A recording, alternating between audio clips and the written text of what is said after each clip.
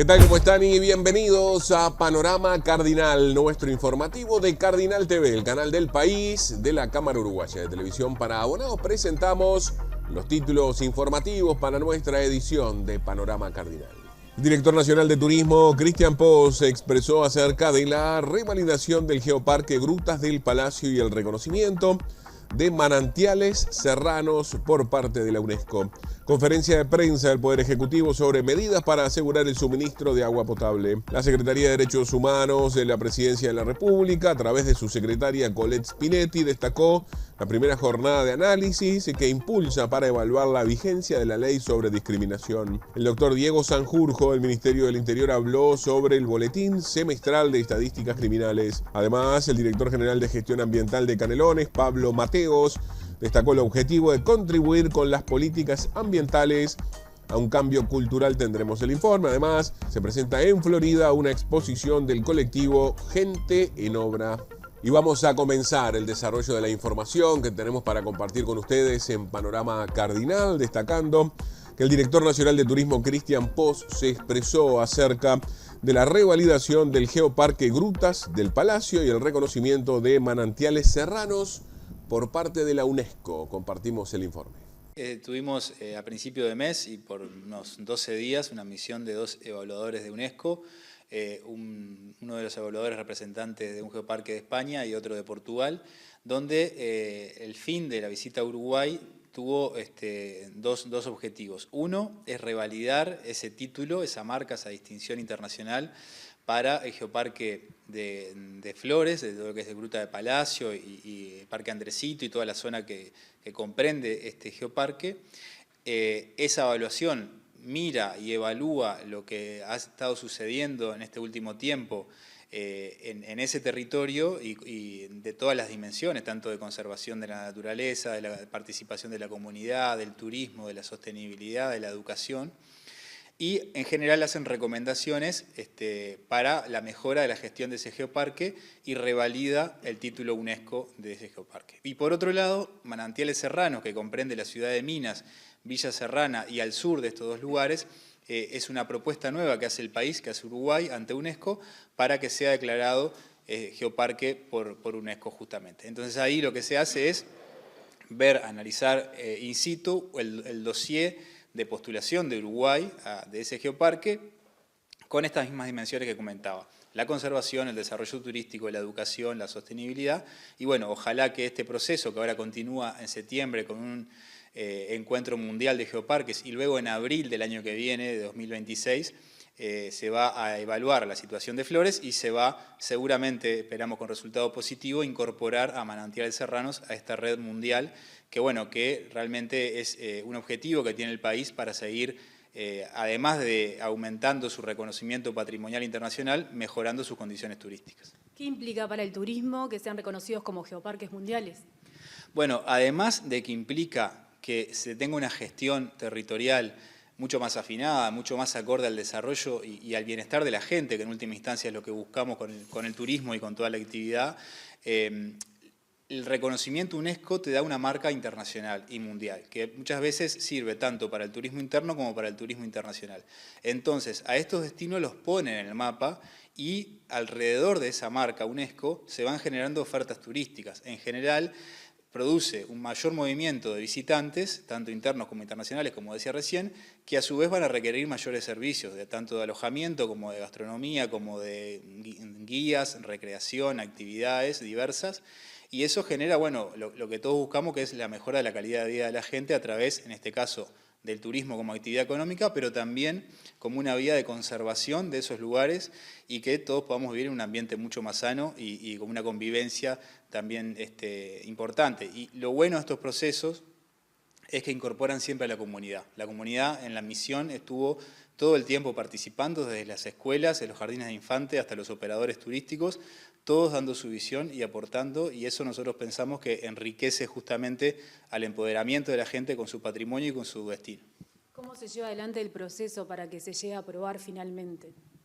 Bueno, es una documentación donde ahí están los valores que tienen que ver justamente con la naturaleza, la geología, todos temas muy técnicos para que saben los geólogos, para ver que ese valor es un valor internacional, mundial, que merece ser conservado. Además de eso está toda la naturaleza, la fauna, la flora actual de esos lugares, más la participación de la comunidad, más los aspectos educativos para que todos los uruguayos conservemos mejor esas áreas, y también los aspectos turísticos, es decir, cuáles son las herramientas, cuál es la oferta turística que los turistas disponemos para conocer y conservar ese lugar.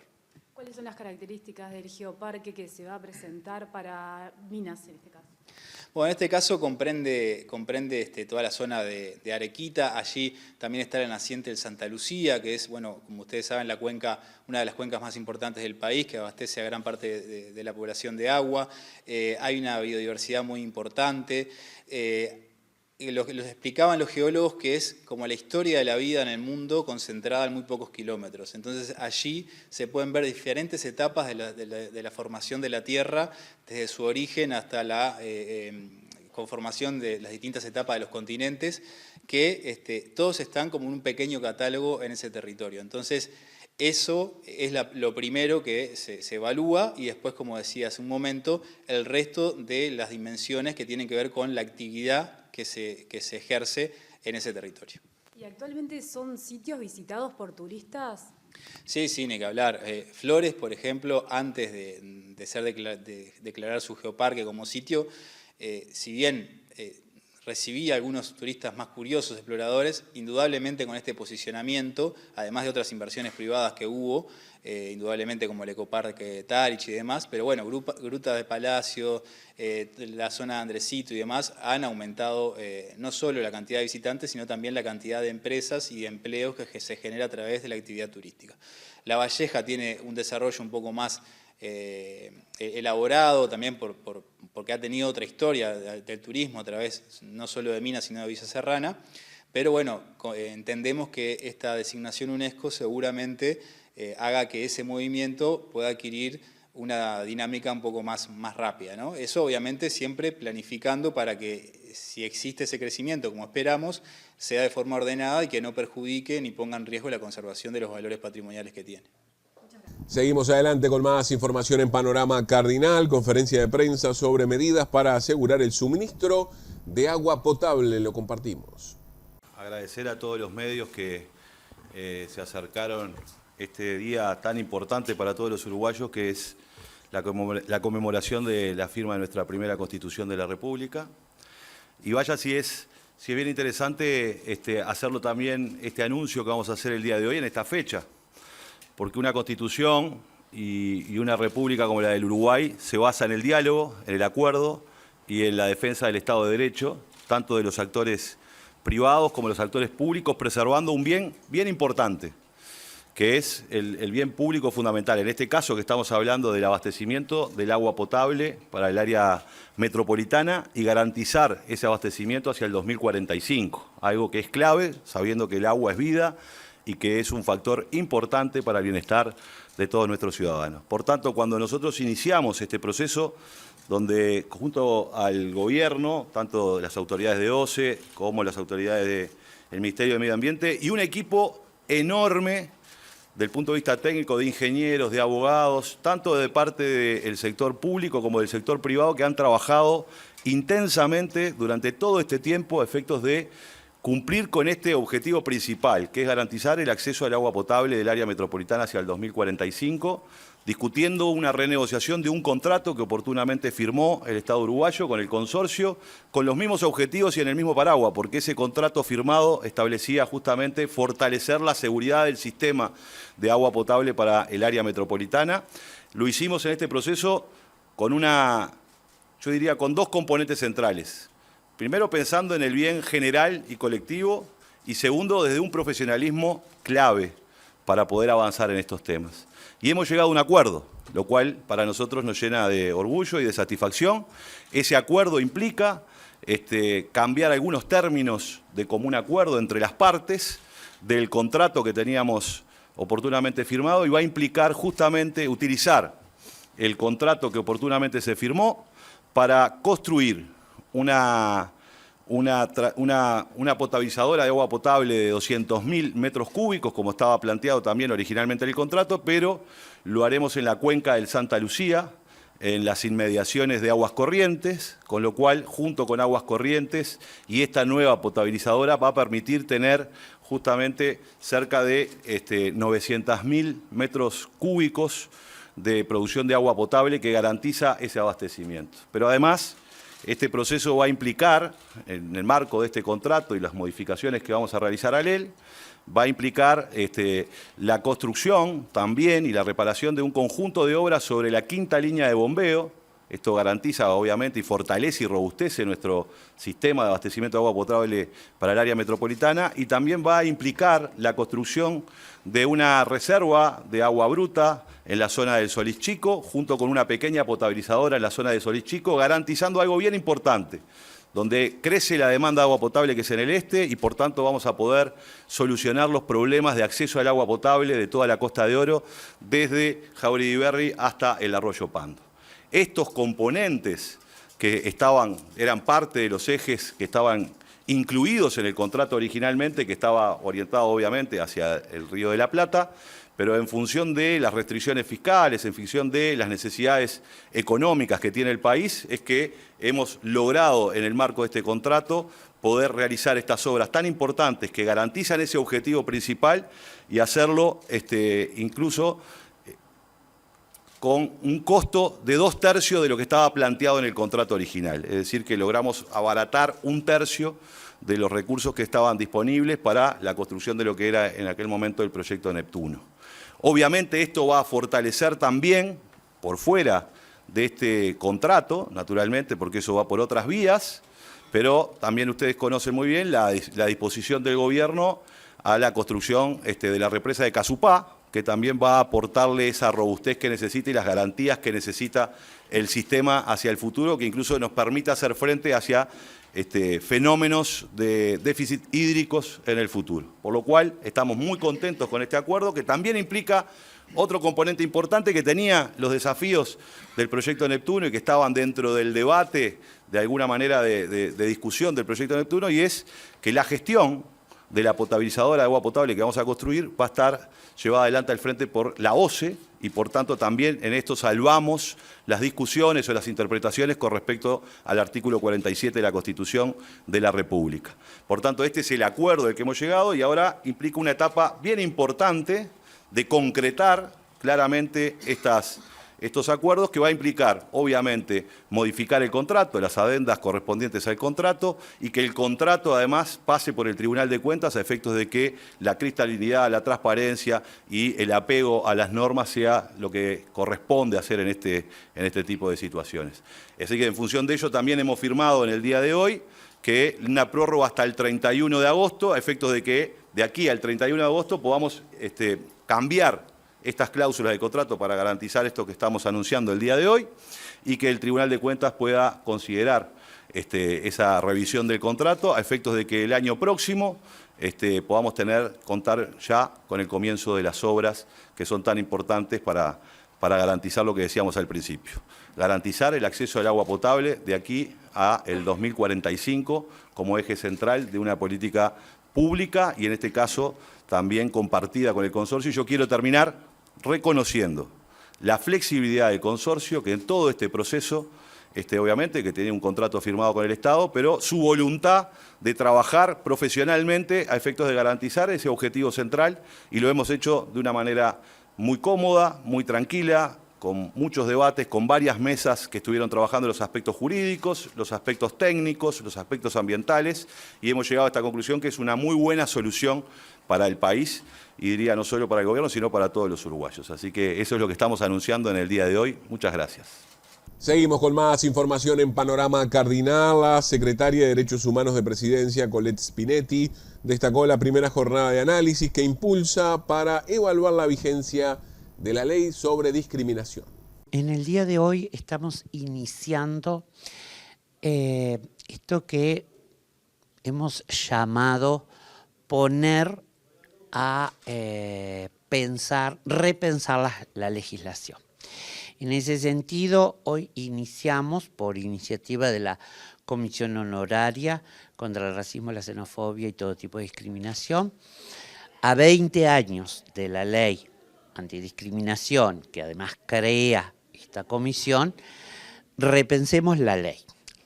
Pongámonos a pensar si a 20 años esta ley sigue conteniendo y amparando los diferentes tipos de discriminaciones, si hay discriminaciones nuevas que la ley no contempla, si hay, hemos visto y lo vemos en las redes sociales cómo ha aumentado, y en ciertos discursos, cómo han aumentado los discursos de odio. Bueno, sí, eso también, la ley tiene que tomar cartas en el asunto sobre eso. Y además el rol de la comisión, ¿no?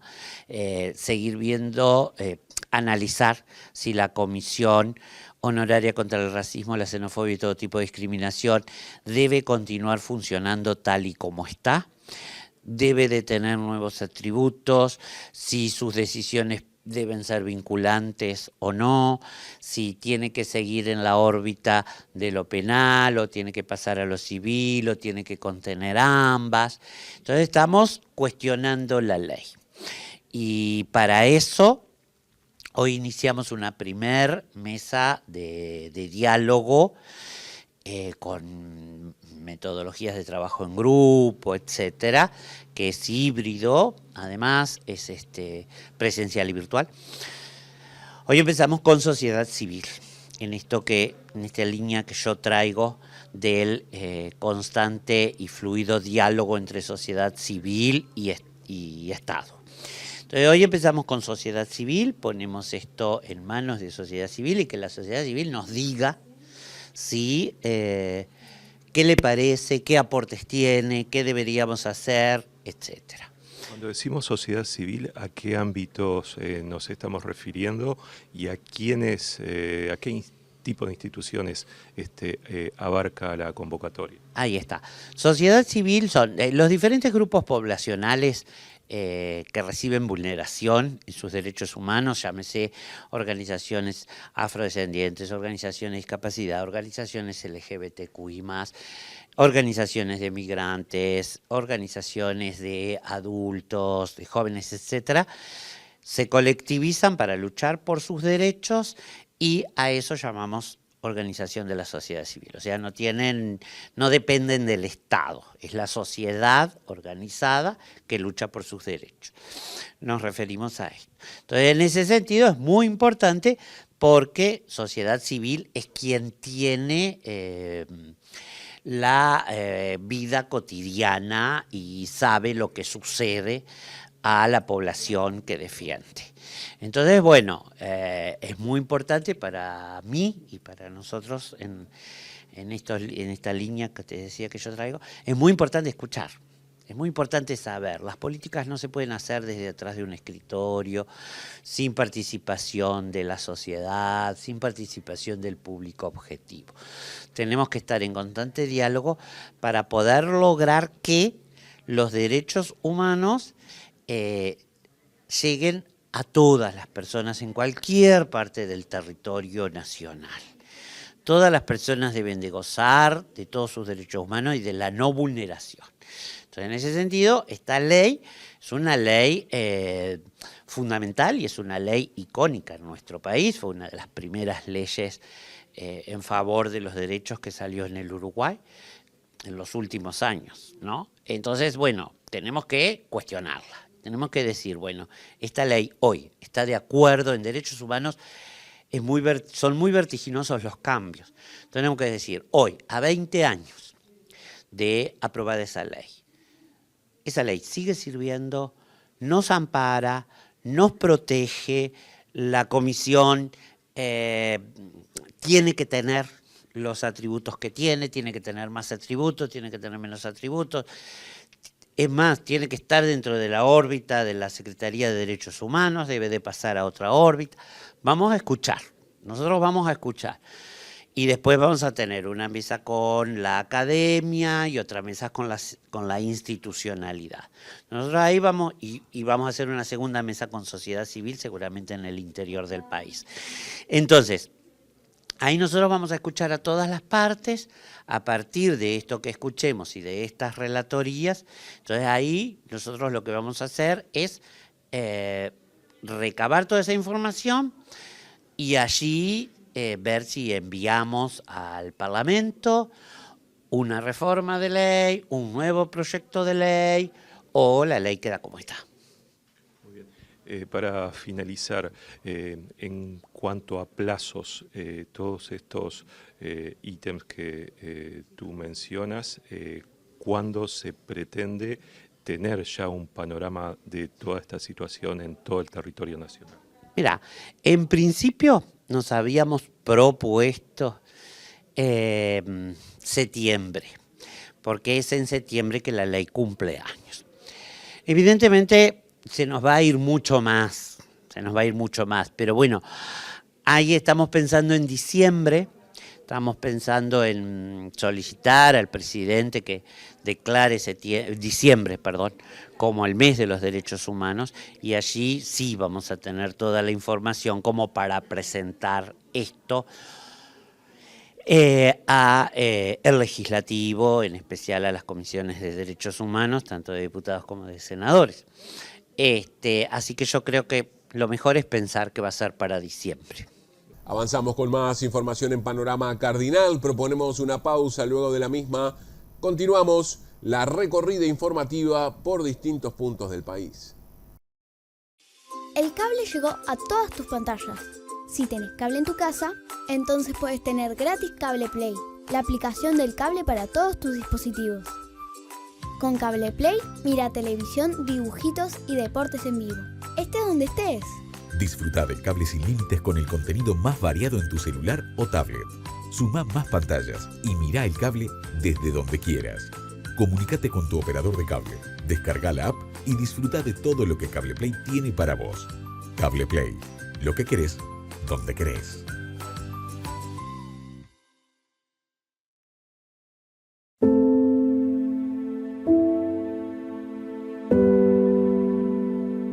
¿Alguna vez te pusiste a pensar qué pasa cuando dejas de ver contenido pirata? ¿Qué? ¿No puedo fumar? Cuando no entras más a páginas truchas a ver tus series favoritas. Estrenos de películas o cualquier deporte. Un montón de puestos de trabajo ilegales. Ilegales. Se ven en peligro. Pero no solo nos perjudicamos quienes vendemos contenidos piratas. También nos perjudicamos miles de ladrones y estafadores en todo el mundo. En todo el mundo. Que no podemos acceder a tu correo electrónico, a tus redes sociales, a tus fotos, contraseñas. Todos tus secretos digitales. Todo se vende. Seguro pensás, si dejo de ver contenidos de manera ilegal, no va a afectar a nadie. Pero si todas las personas que los consumen hicieran lo mismo, ¿de dónde robaríamos las bases de datos? ¿A quién estafaríamos? ¿A quién estafaríamos? ¿A quién? Pensalo.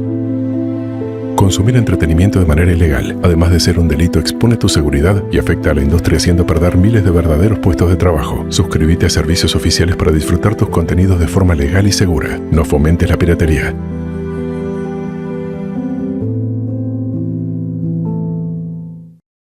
Seguimos con más información en Panorama Cardinal. El doctor Diego Sanjurjo del Ministerio del Interior habló sobre el boletín semestral de estadísticas criminales y el informe temático sobre estafas en Uruguay.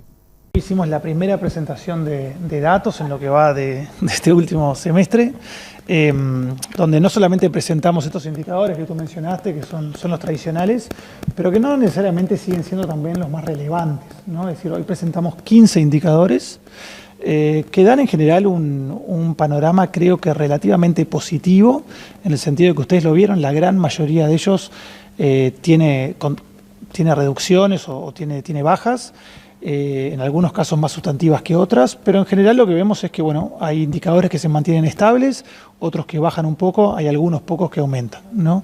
Lo que nos tiene que dar esto es un panorama quizá más profundo, más heterogéneo, más complejo de la delincuencia, porque realmente es mucho más complejo que simplemente hablar de hurtos, rapiñas y homicidios. No, hay mucho más que está sucediendo en el país y tenemos que empezar a mostrarlo desde el Ministerio del Interior. En lo que tiene que ver con homicidios, ¿cuál es el análisis que se hace? Lo que vemos es una cierta estabilidad, ¿no? Es decir, había una estabilidad casi diría histórica desde que hay registros hasta más o menos el 2017, que aumenta drásticamente, y luego a partir de 2019 en adelante tenemos primero la pandemia, pero luego tenemos una estabilización, ¿no? Y es lo que estamos viendo. Es decir, ha bajado en este último semestre levemente, pero es fruto de una tendencia que se mantiene estable. Sanford, estamos en vivo para TV Ciudad. Este es el primer informe que se presenta con un cambio de metodología respecto de lo que hacía antes el Observatorio de Violencia y Criminalidad. ¿Qué importancia tienen estos cambios? Sí, a ver, resaltar de vuelta que no es un cambio metodológico en la manera en que se cuentan, por ejemplo, los homicidios, ¿no? Es decir, los indicadores que se difundían antes se difunden de la misma manera, con la misma metodología. Lo que ha cambiado es el número de indicadores. Es decir, hoy, como ustedes vieron, presentamos 15 indicadores, queremos presentar más hasta fin de año, pero eso es lo que ha cambiado, o sea, es el número de tipos delictivos de los que estamos hablando. O sea, añade, por ejemplo, la estafa, que era un delito sobre el cual no se informaba antes, hay poco en este informe sobre ese delito. ¿Qué se puede adelantar? Claro, es decir, incluimos amenazas, daños, lesiones, estafas, extorsiones, una cantidad de delitos nuevos que queremos poner sobre el tapete para que la conversación sea más rica y más profunda, ¿no? Ahora, con relación a las estafas, que tú lo mencionaste, es el único delito de todos los que hemos presentado hoy que aumenta de forma excepcional, diría yo, pero además exponencial desde que tenemos registro, ¿no? Y no es un fenómeno uruguayo, ni siquiera regional, es mundial, tiene que ver con, bueno, cómo la tecnología cada día está más transversalizada en nuestras vidas, ofrece más oportunidades delictivas, y por eso es que hoy también, junto a este informe, a este boletín semestral, estamos publicando un informe temático particular sobre las estafas, porque es un tema del que tenemos que hablar más. Porque en este caso destacaba que la estafa va a seguir aumentando en los próximos informes. Claro, porque si vemos estos números, vemos que en este último semestre hubo un descenso importante, del 25%. Pero lo que esperamos en realidad es que en unos años veamos que ese descenso no era tal, simplemente porque es un tipo delictivo que muchas veces da un retraso en la denuncia. Es decir, hay veces que la víctima denuncia días después, semanas después, meses o años después, ¿no? Entonces, lo esperable es que siga aumentando. Hablabas de las consecuencias económicas de las estafas y decías que ya estarían superando las de las rapiñas. ¿Esto también está medido? ¿Esto también ya se registró que haya superado? No tengo los datos ahora, pues estamos trabajando en eso, pero sí, es esperable, ¿no? Además porque tenemos acuérdense que desde el año pasado tenemos otra fuente de información, que son las encuestas de victimización, que nos sugieren que solo se denuncia 1 de cada 10 estafas, ¿no? Entonces, no solamente es un delito que crece de manera exponencial en cuanto a las denuncias que recibe el Ministerio del Exterior, sino que además aumenta mucho más en el mundo real, solo que no se denuncia, ¿no? Con estos resultados se da un cambio de metodología de poder reforzar algún tipo de delito más que otro. Y bueno, yo creo que sí, ¿no? Yo creo que las autoridades tienen desde ya unos meses sobre la mesa datos sobre delitos que antes no estaban en el radar, ¿no? Y eso, digamos, no es mi tarea mía, por supuesto, pero tiene que dar lugar, y sé que va a dar lugar, a cambios en materia de política pública, porque de vuelta tenemos delitos que están ocasionando grandes daños y de los cuales antes no se comunicaba. Sobre homicidios a policías, ¿qué análisis hacen justamente en un mes que ha sido complicado en ese sentido? Bueno, lo que dijimos en la presentación es que hay que tener mucha cautela, ¿no? Porque son datos que, desde un punto de vista estadístico, ojo, son datos muy, muy pequeños, ¿no? Y eso hace una gran variabilidad. Eso hace que de un año a otro, por haber un caso más o 2 casos más, puede haber un aumento o un descenso del 100% o 200%, ¿no? Entonces hay que tener mucha cautela. Es una tragedia, por supuesto, que nos duele particularmente el Ministerio del Interior y para la cual, bueno, trabajamos para minorar todos los días. ¿Por qué se eligió esta separación de homicidios? Porque, bueno, es una buena pregunta, ¿no? Nos parece que hay ciertas poblaciones que son de particular riesgo y que tenemos que empezar a poner sobre el tapete. Por eso no solamente hablamos de homicidios en general, sino también de homicidios de niñas, niños y adolescentes, de homicidios de funcionarios policiales y también de homicidios de personas privadas en libertad, que no es menor tampoco porque recordemos que son personas que están bajo la tutela del Estado, ¿no? Y nos faltó ahí, yo no lo dije en la presentación, pero nos faltó también incluir el tema de los femicidios, que también nos preocupa particularmente y bueno, fue en este caso una descoordinación mía, ¿no? Y más allá del análisis estadístico, ¿hay un análisis más profundo de por qué se están dando estos descensos, patrones de conducta, situaciones que, bueno, fueron disueltas? Bueno, si ustedes miran el informe de estafas que hemos subido, deberíamos estar subiendo a la web hoy, van a ver que hacemos sí toda un análisis, una reflexión sobre cómo a lo mejor ciertos descensos están relacionados con el aumento, por ejemplo, de los cibercrímenes o de las estafas. Pero en términos mundiales, Lo que dice la criminología es que eso no está saldado, es decir, no está claro si un delito pasa a convertirse en otro, es decir, si las personas que cometen rapiñas ahora se dedican a los cibercrímenes, o si es simplemente que hay más oportunidades delictivas y por tanto el abanico de crímenes aumenta. Eso no está claro. En ese momento hubo diferencias con el director del observatorio, Javier Donangelo, respecto a qué homicidios se le podían atribuir al crimen organizado. Eso fue motivo de discusión sobre las propias metodologías del Ministerio. ¿Hay cambios respecto de ese análisis en esta nueva medición? No, en la medición de hoy no. Estamos utilizando a propósito la forma tradicional, digamos, de medir y de difundir información sobre homicidios por una razón muy simple, que es que no podemos ir para atrás en el tiempo. Es decir, no hemos construido la base de datos para atrás que nos permite utilizar la nueva metodología. Pero nuestra intención es que para fin de año, en el anuario, ahí podamos incluir ambas metodologías de categorización. En los últimos tiempos preocupa la involucración que tienen las infancias en los casos de violencia. ¿Se han desglosado los datos? Bueno, lo que hemos mostrado hoy, también lo dijimos en la presentación, es que se ha dicho públicamente por parte de actores ajenos al Ministerio del Interior que las niñas y adolescentes heridos por armas de fuego venían en aumento, ¿no? Y los datos no nos muestran eso. No nos muestran eso los datos del Ministerio del Interior, tampoco lo muestran los datos del Ministerio de Salud Pública. Lo que vemos es una estabilidad por parte de los heridos por disparo de armas de fuego en general, y cuando hablamos de menores de edad lo que vemos incluso es un descenso, ¿no? Un descenso leve, pero un descenso. Entonces lo que podemos descartar es que haya un aumento de ese tipo. ¿Se sabe cuántos fueron en este semestre? ¿De qué delito estamos hablando? Niños heridos por armas de fuego. No lo tengo acá. ¿Qué importancia tienen en ese sentido las políticas de desarme que quiere implementar el Ministerio? Bueno, ese es un tema que el ministro ha puesto sobre la mesa y que estamos estudiando. Todavía me parece que no hay una definición sobre qué políticas se van a llevar adelante, pero por supuesto que preocupa, ¿no? Lo digo en términos personales. La proliferación de armas de fuego siempre genera riesgos de que esas armas de fuego se mal utilicen para cometer violencia, ¿no? Entonces, bueno, es un tema que nos tiene que preocupar, que preocupa en todos los países del mundo, y Uruguay no es excepción. Seguimos con más información en Panorama Cardinal. El director general de Gestión Ambiental de Canelones, Pablo Mateos, destacó el objetivo de contribuir con las políticas ambientales en un cambio cultural. De esta gestión se espera profundizar un modelo de captación y de gestión integral de residuos que repercute en la limpieza de los espacios públicos, de los barrios, de las ciudades, que tiene un compromiso directo con la agenda climática internacional, con la que estamos muy comprometidos. Entonces ahí tenemos el compromiso de profundizar todo eso. Pero venimos trabajando mucho en fortalecer lo que es el plan canario de conservación y restauración de recursos naturales, en donde ahí, bueno, vamos a ir trabajando por focos, un foco muy importante puesto en la costa, pero un foco también en lugares estratégicos como el Santa Lucía.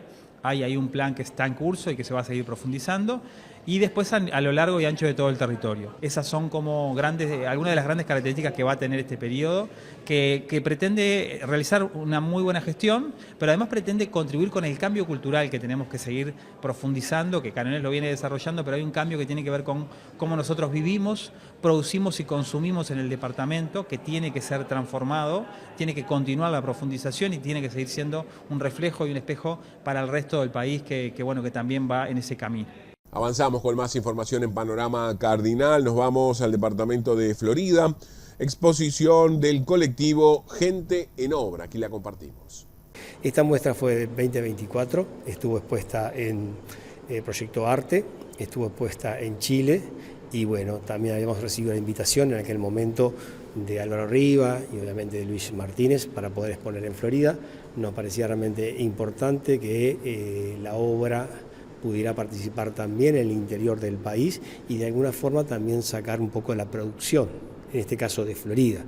Hicimos un proyecto en el cual fue presentado a nivel de acá del Centro Cultural, de la Dirección de Cultura, pero a su vez también en forma paralela seguimos trabajando con lo que es la inspección de primaria. Por eso hoy por hoy este taller se está extendiendo a las escuelas. En este momento participó en la escuela 108, ahora lo está haciendo la 103, en un rato viene la 64 y también lo presentamos también en el liceo número 2. Está pensado desde ese lugar el nombre, es decir, arrimar a la persona común al arte, no que se piense que el arte es para determinada persona, y involucrar a la persona común dentro de las propuestas es una de las patas fundamentales que tiene el colectivo en las actividades que va presentando. En este caso, con esta propuesta de este año, lo que tratamos de hacer fue generar eso con la escuela, que nos parecía interesante también, como plantar la semilla en el niño, en el adolescente y en la persona, es decir, los maestros también están participando, pero era como abrir ese campo a cualquier persona, no invitar a determinado artista, sino que mismo como involucra el nombre que vos decías, generar ese tipo de propuestas. Avanzamos con más información en Panorama Cardinal, proponemos una pausa, luego de la misma continuamos la recorrida informativa por todo el país.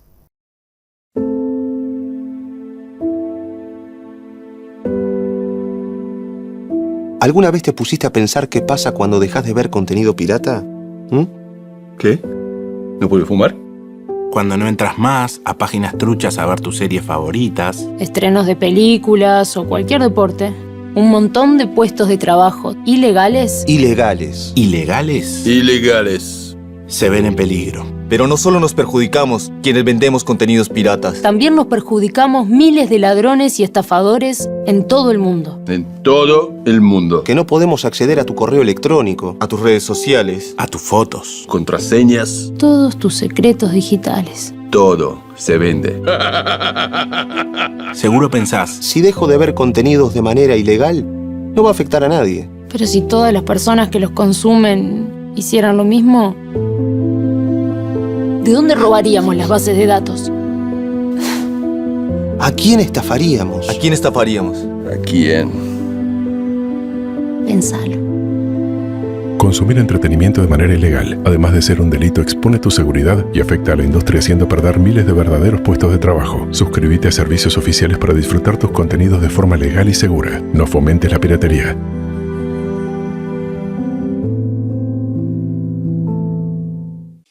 El cable llegó a todas tus pantallas. Si tenés cable en tu casa, entonces puedes tener gratis Cable Play, la aplicación del cable para todos tus dispositivos. Con Cable Play, mira televisión, dibujitos y deportes en vivo. Estés donde estés. Disfruta del cable sin límites con el contenido más variado en tu celular o tablet. Suma más pantallas y mira el cable desde donde quieras. Comunícate con tu operador de cable, descarga la app y disfruta de todo lo que Cable Play tiene para vos. Cable Play, lo que querés, donde querés.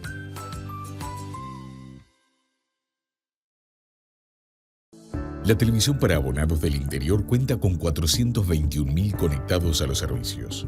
Gracias al esfuerzo de todos los cableoperadores, eso permite emplear a más de 2.000 personas de forma directa, con $20 millones al año en salarios, y permite beneficiarse a más de 20.000 personas de forma indirecta que cuentan con comercios y servicios en todas las localidades del interior del país. La televisión por cable del interior realiza aportes por más de $40 millones al año en impuestos que son destinados a educación, salud, desarrollo social y desarrollo del Uruguay entero.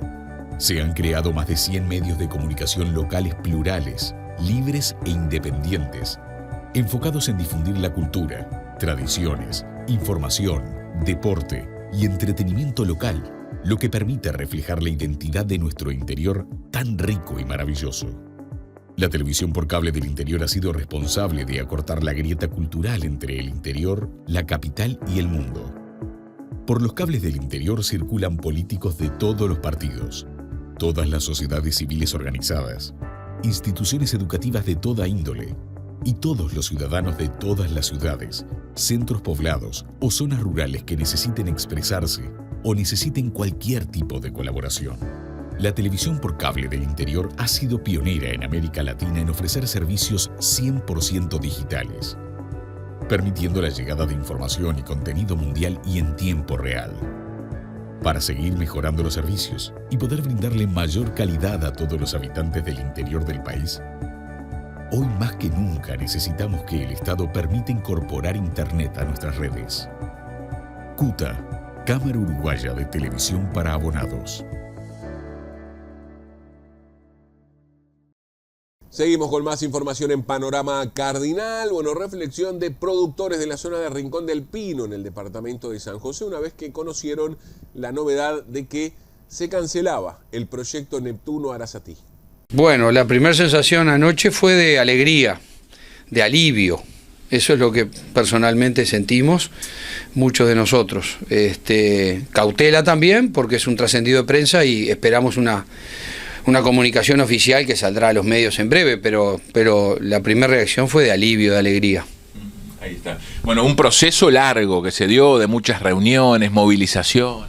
Sí, la verdad que sí, un proceso largo, pero la verdad que bueno, ya ¿querés que te diga la verdad? Con la alegría de ayer ya como que el proceso quedó, no sé, ya no se me hizo tan largo, porque la verdad que la alegría de ayer fue enorme, no solo para nosotros, sino porque la verdad que anoche decíamos, bueno, hay que esperar el comunicado oficial, pero la verdad que nos ganó la emoción, nos ganó la alegría y nos ganó la gente que nos hizo llegar constantemente mensajes de todos lados, te digo la verdad, mensajes de una alegría general del departamento, de fuera del departamento, de los medios, políticos, de todos lados, la verdad, y bueno, así que el proceso fue largo, creo que sí, que valió la pena, y creo que como dijo alguien que nos puso hoy, el sentido común prevaleció, porque la verdad que con toda la información que había, tan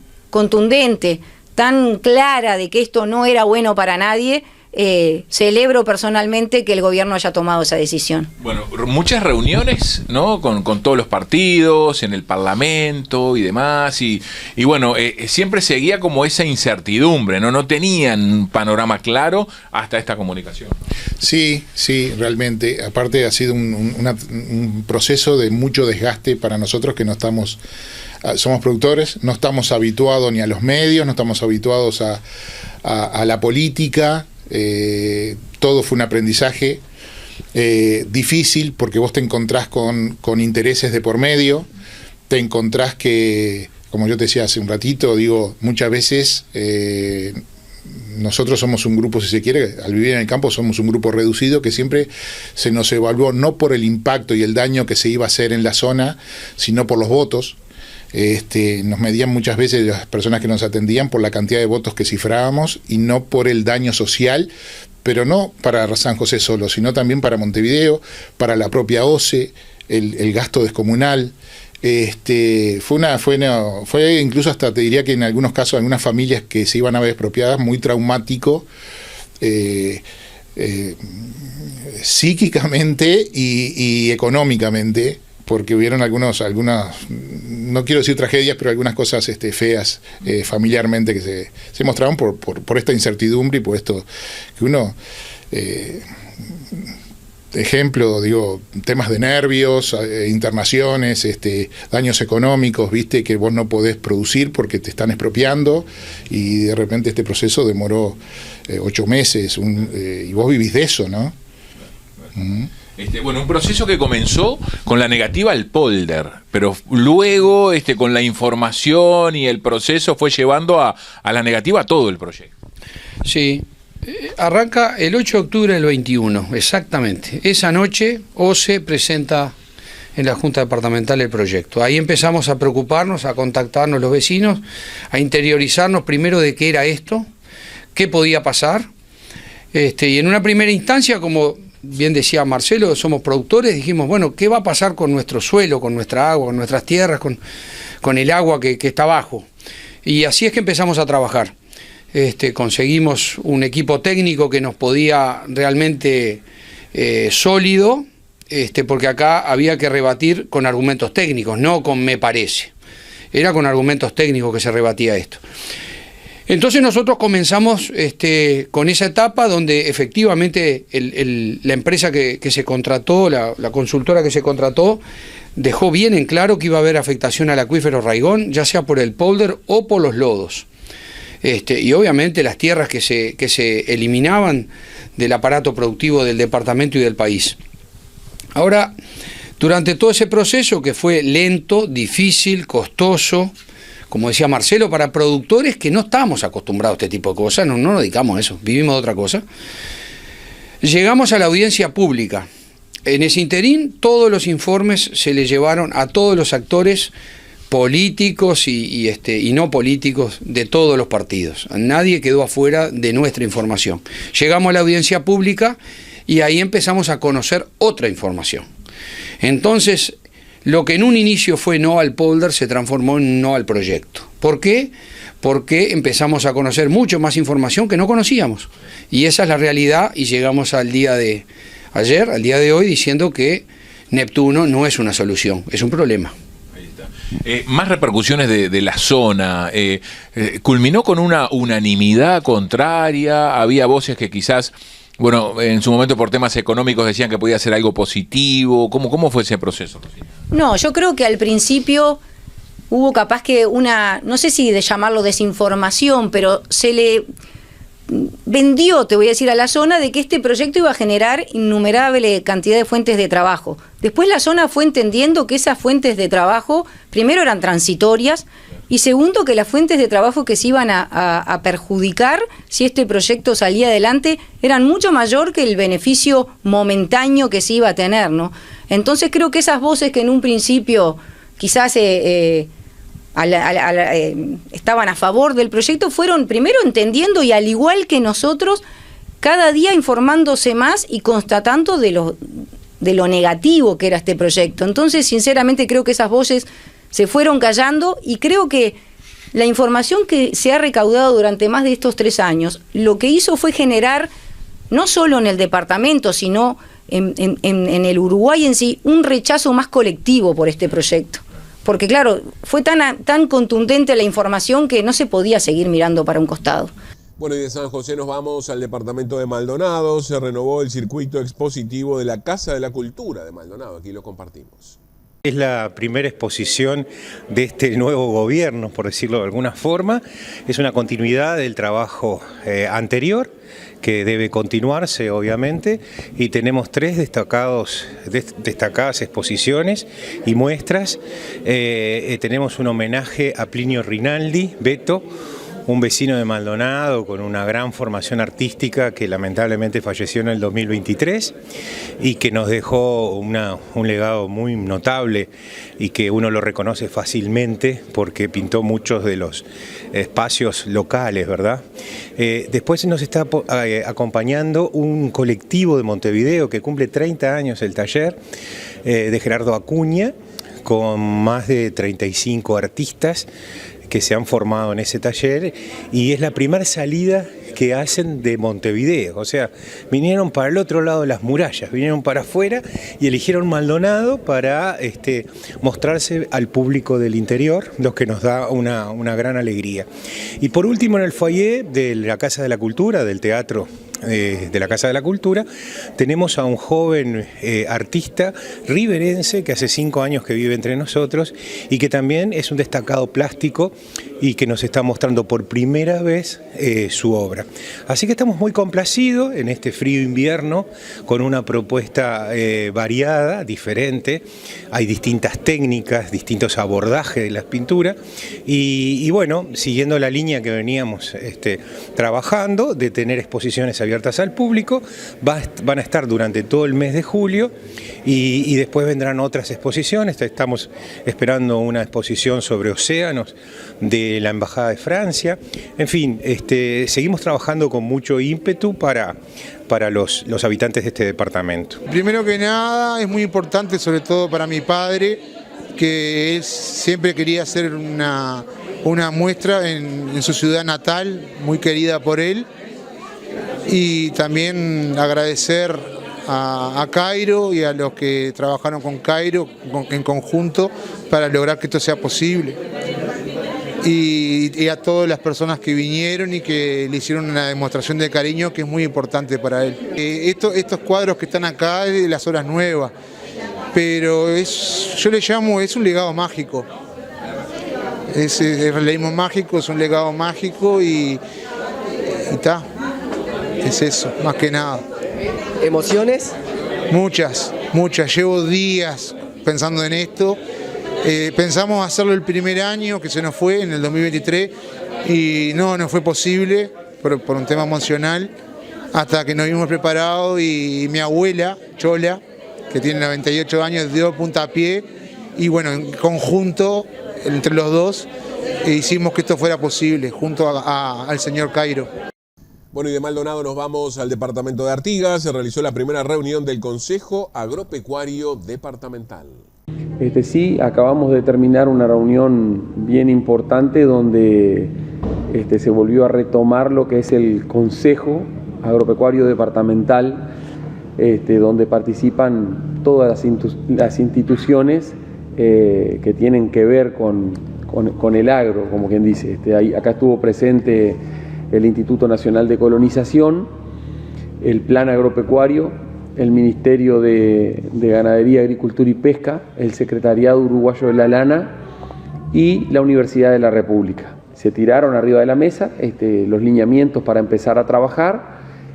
Hoy ya hay una jornada de procría en Colonia Palma, donde eso es una iniciativa bien importante que está llevando a cabo el Plan Agropecuario y el Ministerio de Ganadería y todas estas instituciones, que es un tema para brindarle asesoramiento técnico a los productores, que arrancó un llamado ahora el 2 de julio y ese llamado va hasta el 17 de agosto.